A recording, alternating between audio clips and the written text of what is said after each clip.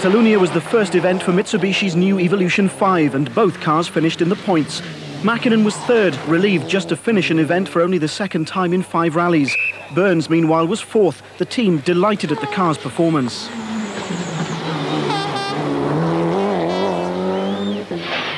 Medium right plus 30, fast left plus 60.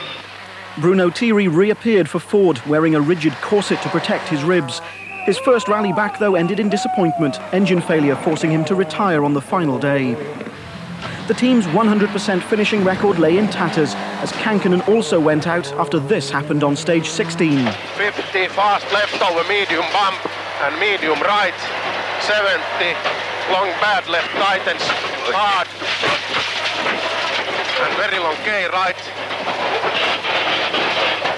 The collision with a concrete curb broke the car's rear suspension, and so the Escort was forced to retire.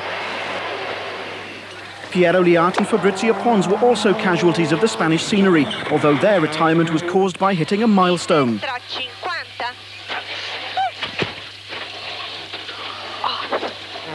Their teammates McRae and Grist fared little better. Tyre problems haunted the team throughout the rally, and drive shaft failure eventually spelt retirement for the British pair. The local support was all for Sainz, although he and Luis Moya ran into problems on exactly the same corner as Kankkunen.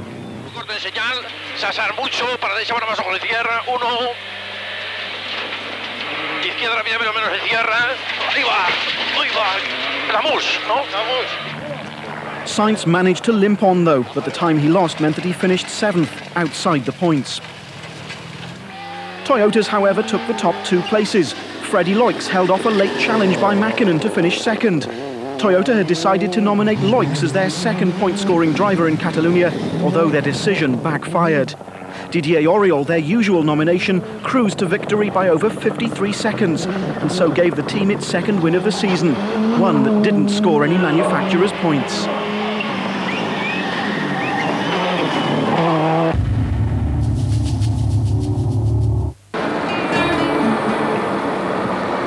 Mäkinen retired last year after hitting a cow and couldn't afford a repeat of that result.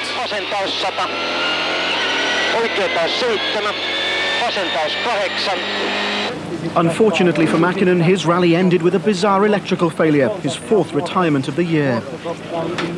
Burns was then left as Mitsubishi's sole representative, and he was in 8th place when a needless error after the flying finish on stage 10 ended in his retirement.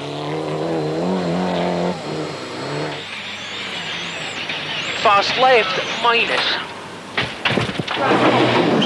Sainz was battling for 2nd place, but another frustrating incident meant that he'd take no points from Corsica.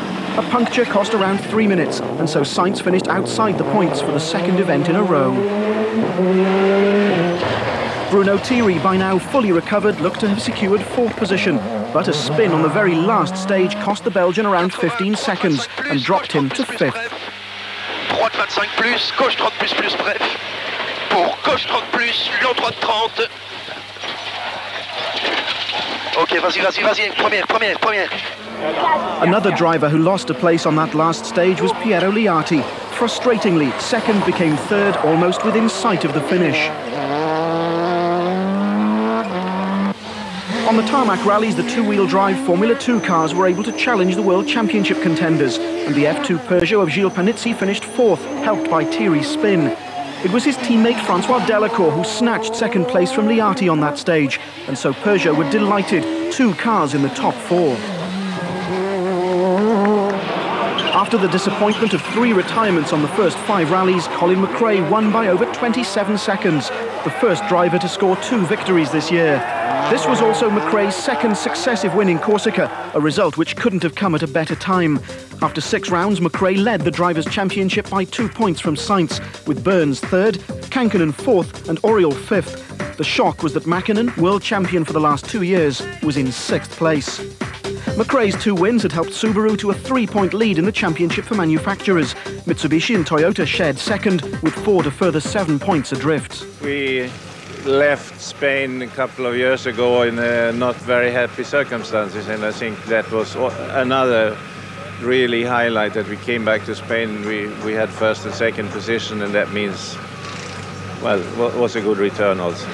I think it's the up and down nature of the season that stands out, you know, that the pendulum has swung from one team to another as the surface changes and the performance of the tyres changes and the suitability of the cars for the terrain, the mood of the drivers. The balance is so fine now that the smallest swing turns everything on its head. Away from the battles at the head of the leaderboard, the 2-litre World Cup was proving just as exciting. SEAT, Formula 2 champions for the last 2 years, weren't having things all their own way. Oh, Milda! Jörgen Jonassen had won the category in Sweden, but there were others keen to take SEAT's crown. The Sunny of Tony Gardemeister and the Almira of Mark Higgins were Nissan's leading contenders, although neither was able to beat the Ibizas. Skoda was struggling with the Octavia's development, but are also working on a World Rally Car project for next year. Volkswagen Golfs appeared on several rounds. This is the British run car of Alistair McRae, Colin's younger brother. Alistair also tackled Catalunya and Corsica for another team, Hyundai, although mechanical reliability seemed the car's weak point. Kenneth Ericsson's the team's lead driver and has been helping to develop a new car which will contest the last 5 events of the year. Citroën, like Peugeot, contested the 2 tarmac events. Philippe Bugalski's Zara finished 5th in Catalunya, while both the Peugeot 306s of Delacour and Panizzi were in the top 4 in Corsica.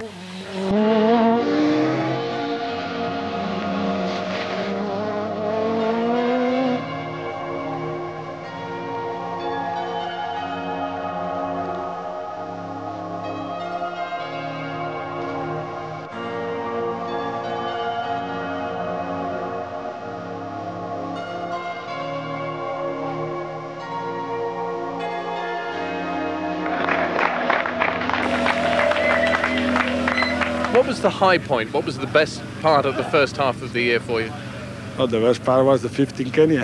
I mean, obviously, that was fantastic. I mean, it's a country that we like very much. I like personally, and to finish our first time and finish 5th overall and winning the 2-litre was the best thing, no? Are there any events in the second half of the year that you're either looking forward to or dreading?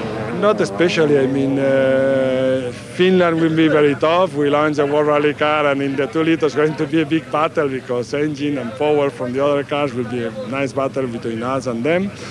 And then it's Australia that could be a good rally for us, but it's too far away, so we don't know. But okay, we will try to make our best in everywhere we're.